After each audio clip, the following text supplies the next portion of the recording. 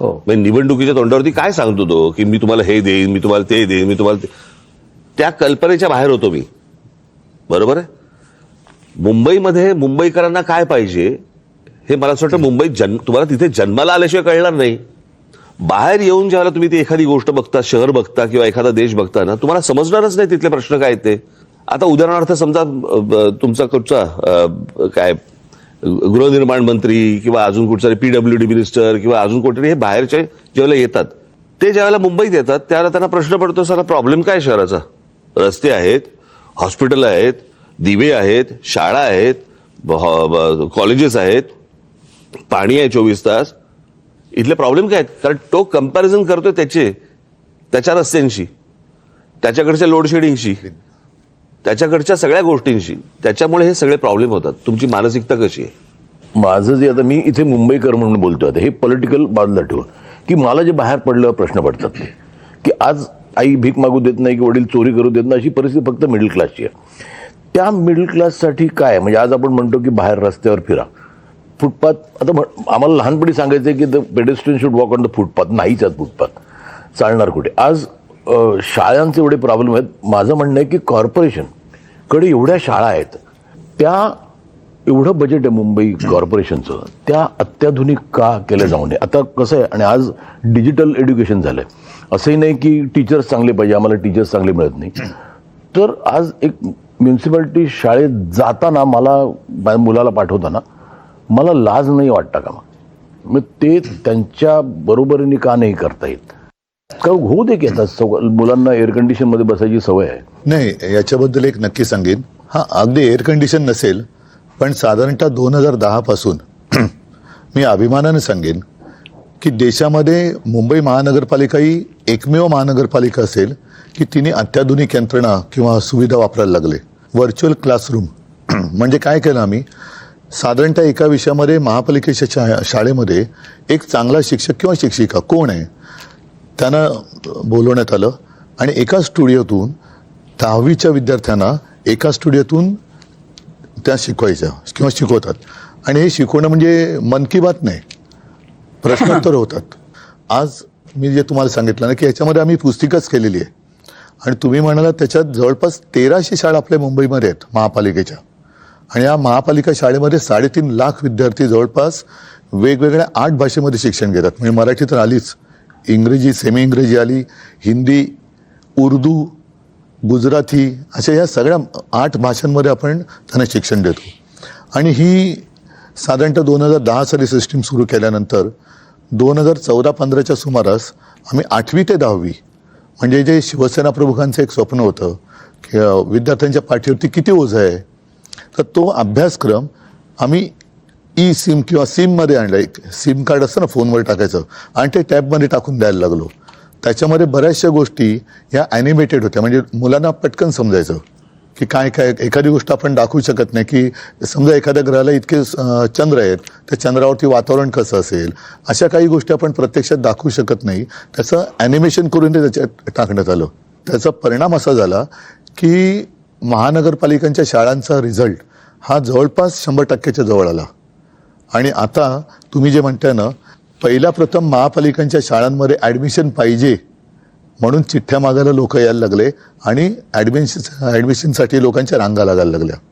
बऱ्याचशा मी बघितले municipal schools बंद होऊन तिकडे काहीतरी वेगळं करायचं होतं. ते नाही, त्याही शाळांबद्दल आता या गेल्या 4 वर्षाच्या तक्रारी वाढल्यात. पण अगदी SSE तर आहे, CBSE, ICSE वगैरे या सगळे अभ्यासक्रम आपण त्या शाळांमध्ये आणले. आता गेल्या 4 वर्षात काय झालंय?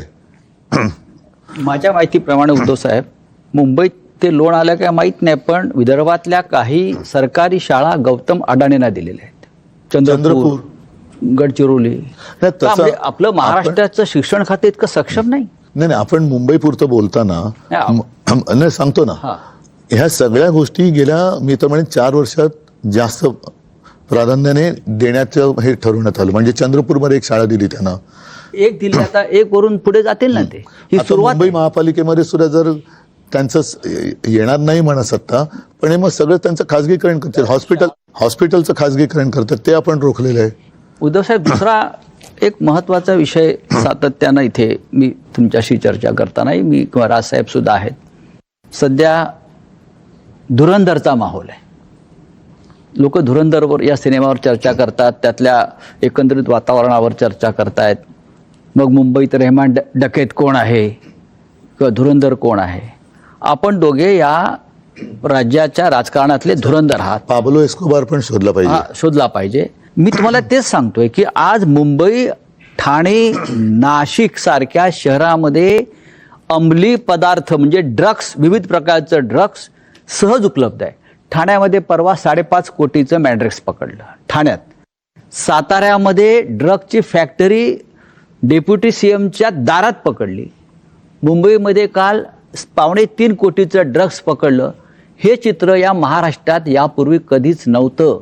आणि हे सगळं ड्रग्स गुजरातच्या मार्गे, मुंद्रा पोर्ट जे अडाणींचं आहे, हे चित्र तुम्हाला महानगरपालिका आहेत, प्रत्येक ठिकाणी महानगरपालिका आहे. हे चित्र गंभीर नाही का? ह्या सगळ्या गोष्टींच्या महानगरपालिकांशी संबंध काही नाही. पहिली एक गोष्ट लक्षात घेतली पाहिजे आपण. याला केंद्र आणि राज्य म्हणजे या ज्या प्रकारच्या ड्रग्सच्या विरोधातल्या ज्या धाडी या गेल्या 10 वर्षामध्ये बंद झाल्यात आणि साधारणपणे शाळांपर्यंत हा ड्रग्स हा प्रकार आता मुलांपर्यंत यायला लागलेला आहे. शाळेच्या बाहेरच्या पानटपरीवर ड्रग्स मिळत आहे. आणि आपण जर समजा आपण त्याच्या सगळ्या गोष्टींचं जर नीट त्याचं अनालिसिस केलं तर राजकारणामध्ये वाढलेला पैसा आणि रस्त्यावरती आलेला ड्रग्स याचा एकमेकांशी काय संबंध आहे तो पण मला असं वाटतं जुळून पाहायला पाहिजे.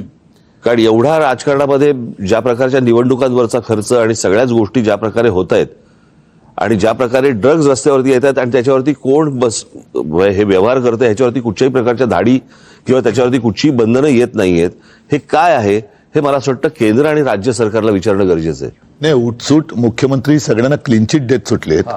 साताऱ्यामध्ये एवढी कारवाई झाल्यानंतर निदान ती फॅक्टरी आहे तरी कोणाची आहे तर सांगा.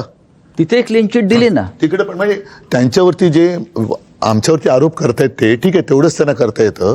पण त्यांच्या बुडाशी काय जळतंय ते कधीतरी बघा ना. ते बुड जळून खाक झाल्यानंतर बघून काय उपयोग आहे. म्हणजे असे कोण त्याच्यातले इन्व्हॉल्व असणारी लोक त्यांच्या आजूबाजूला अंगत पंगत करत बसलेत का? महानगरपालिका जरी असल्या तरी आपण पाहतोय की राजकारणाचं ज्या पद्धतीनं गुन्हेगारीकरण झालेलं आहे खुल्याम. यांच्या मुळामध्ये गुन्हेगारीकरणपेक्षा मला त्याचं मी चांगला शब्द म्हणजे विद्रुपीकरण झालंय. म्हणजे मी मगाशी धुरंधरचा उल्लेख केलाय. त्याच्यामध्ये कराचीमधले एक लॅरी शहर आहे दाखवलेलं. ज्या पद्धतीनं लॅरी शहरातल्या माफियांची मोडस ऑपरेंडी होती किंवा झालेली होती त्यावेळेला, त्याच पद्धतीनं मुंबई, ठाणे, नाशिक, पिंपरी चिंचवड या प्रमुख शहरामध्ये, नागपूर, त्याच पद्धतीनं आज तुम्ही प्रमुख शहर घेऊच नका. हा, तुम्ही मराठवाड्यामध्ये जा, तुम्ही पश्चिम महाराष्ट्रामध्ये जा, तुम्ही विदर्भामध्ये जा आणि जी छोटी जी शहर आता जी उभी राहत आहेत ना तिकडची परिस्थिती बघा. बीड आहे. मग नाही, पण म्हणून मी मागे एकदा बोललो होतो की आपल्या देशाला पंतप्रधान पाहिजे. देशाला पंतप्रधान नाहीये, भाजपला पंतप्रधान आहे. तसंच महाराष्ट्रामध्ये महाराष्ट्राला मुख्यमंत्री नाहीये, जो आहे तो भाजपचा आहे. म्हणजे हे सगळेजण त्यांचा पक्ष आणि सत्ता एवढं सत्तांध झालेली आहेत लोक की लोक मेले तरी चालतील, नागरिक मेले तरी चालतील, त्यांची मुलं बाळं ड्रग्सच्या आहारी गेले तरी चालतील, त्याच्यात धंदे करणारे आपल्या बाजूला बसले तरी चालतील, पण आम्हाला सत्ता पाहिजे.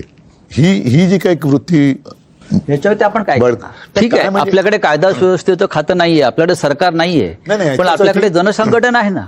जेव्हा ह्याच्यासाठी शेवटी काय आहे, जसं राज म्हणाल तसं की सत्ता हातात असणं गरजेचं आहे की जिकडे आपण कायदेशीर बंधनं, उद्या जाऊन तिकडे धाड टाकल्यानंतर यांचेच बगलबच्चे निघाले तर लोक आता गेल्या नगर परिषदेच्या निवडणुकीमध्ये मालवण वगैरे त्या भागात त्यांच्याच युतीतल्या मित्रपक्षाने त्यांच्या दुसऱ्या पक्षावरती धाड टाकली. काय मिळवलं? पैसे दिसले, पुढे काय झालं? Clean chit. उपयोग काय? ते काय होतं, या सगळ्या गोष्टींना कुठेतरी बंधनं घालण्याला सुरुवात होण्यासाठी या महानगरपालिका आता या क्षणाला खूप महत्वाच्या आहेत आणि लोकांनी त्यांचा राग, मला असं वाटतं हा जे सगळं महाराष्ट्रात चालू आहे हा इथे व्यक्त करणं गरजेचं आहे. ही सत्ता आमच्यासाठी नकोय, परंतु ज्या काही गोष्टी होत आहेत याच्यावरती जर बंधनं आणायची असतील, त्याला सुरुवात जर समजा करायची असेल तर मला असं वाटतं महानगरपालिका आता ही गरज आहे, ज्याच्यासाठी खास करून मुंबई, ठाणा, पुणा, नाशिक, तुमचं मीरा भाईंदर असेल, कल्याण डोंबिवली असेल, इतर सगळ्या महानगरपालिका, इथे लोकांनी आता राग व्यक्त करणं गरजेचं आहे. काय होतंय, लोकांकडनं जर समजा त्यांनाच मतदान होत असेल, बाकीच्या गोष्टी सोडा, ते माघारी घेऊन पैसे देऊन काहीतरी ते माघारी घ्यायला लावणं वगैरे वगैरे, पण लोकांनी जर समजा मतदानातनं राग व्यक्त नाही केला तर मला असं वाटतं की ते मग आपण म्हणतो ना नंतर की ते राजानं मारलं काय आणि पावसानं झोडलं काय, तक्रार कोणाकडे करायची? तुमच्याकडे करणार लोक तक्रार. तक्रार नुसतं म्हणजे आमच्याकडे फक्त तक्रार, मतं नाहीत असं थोडी होतं. आता उमेदवार जे माघार घेत आहेत, आता ह्याच्या पुढची परिस्थिती कदाचित अशी होईल की जसं अमेरिकेने तो व्हेनेझुएलाचा अध्यक्ष उचलून नेला, तसे आता जिल्हाध्यक्ष आणि सगळे महापौर उचलून घेऊन जातील दिल्लीला, सुरतेला. व्हेनेझुएलाचे अध्यक्ष मादुरो नेलेच ना त्यांनी. नाही, माझं म्हणणं तेच नाही, माझं हे- व्हेनेझुएला एक देश आहे. सुरतला नेले. व्हेनेझुएला मला एक वाटतं- देश आहे. नाही संजय, जसं आपले मंत्री यांनी उचलून सुरत आणि गुवाहाटीला नेले, ट्रम्पने तेच केलं. तेच केलंय. नाही, हे सुरुवात इथून झाली. व्हेनेझुएला देशाची लोकसंख्या सुद्धा 2,30,00,000 आहे आणि मुंबईची लोकसंख्या सुद्धा आपण मगाशी म्हणाला त्यानुसार 231 आहे. नाही, मग- आणि दोन्ही शहरांचे आणि व्हेनेझुएलाचे प्रश्न तसेच आहेत.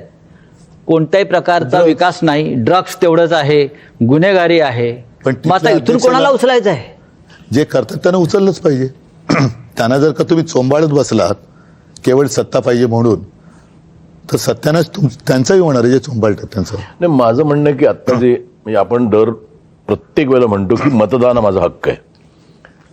आता हे जिथे निर्विवाद आलेत, कोणीच नाही, बिनविरोध त्यांनी कसं दाखवायचं काळं बोटावरचं?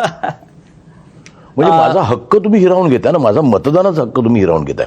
तर माझं म्हणणं तर त्याला काही पर्याय नाही. आणि ही सवय अख्खी लागू नये प्रत्येक ठिकाणी. म्हणजे जो मतदार जो निवडतो म्हणजे त्याचं मत की मला हा हवा की नको हे राहीलच नाही. मग अशा वेळेला तर काही करू शकत नाही. आता एखादा आला नाही, कोणीच उभं राहिलं नाही, मला वाटतं तिकडे असं आलं पाहिजे की मग 30% लोकांनी म्हटलं ना की आम्हाला नको, तर ते बाद केलं गेलं पाहिजे. ते काय आहे, तो मला अधिकार मत आहे ना माझं. त्या वोटिंग पॅड जे आहे ना त्याच्यावरती एक अधिकार आहे नोटांचा, पण त्या नोटांमुळे झालेला प्रॉब्लेम आहे हा.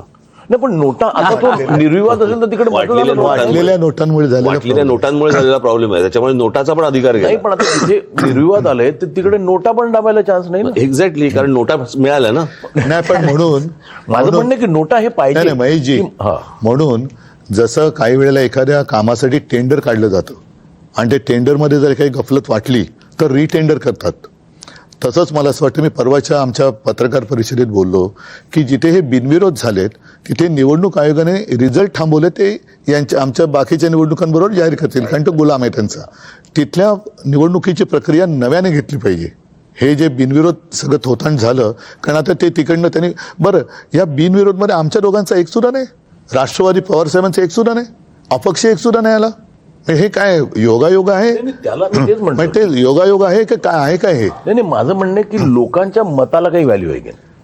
मग तिकडच्या लोकांना त्यांचं मत असेल की नाही स्वतः, त्यावेळेला म्हटलं की जर का 30% लोकांनी त्यांचं पण मतदान घ्या.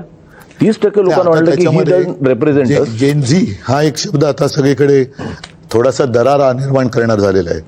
या सगळ्या ठिकाणचे जे जेनझी जे पहिल्या प्रथम मतदान करणार होते ते खूप अस्वस्थ आहेत आणि त्यांची आग आज त्यांच्या डोक्यामध्ये आहे, ती बाहेर आली तर मग यांची हालत खराब होणार. उद्धव साहेब, तुम्ही जेनझीचा उल्लेख करताय, पण नेपाळ असेल, बांगलादेश असेल, अन्य राष्ट्रामध्ये डोक्यात राग आणि आग असलेला जेनझी हा खरोखर रस्त्यावर उतरला, त्याला सांगावं लागलं नाही. आपल्याकडला जेनझी सुद्धा एका विशिष्ट विचारसरणीचा गुलाम होऊन थंड असं आपल्याला पडलेला वाटतंय. दिसतोय. असं वाटतंय. आणि त्या जेनझी तुमच्याकडे अपेक्षेने पाहतोय. मला असं वाटतं की हा पहिल्या भागामध्ये आपण थोडं थांबू. ज्या प्रकारचं, मला एक एवढंच बोलतो, ज्या प्रकारचं राजकारण आता सध्या महाराष्ट्रामध्ये देशामध्ये चालू आहे, मला खरंच प्रश्न पडतो, देवी देवता आहेत का?